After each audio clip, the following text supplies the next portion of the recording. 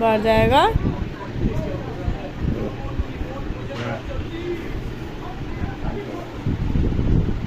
बाहर जाने के लिए बोल रहा है, कह रहा दूध का टाइम हो गया। खोल दो इसको।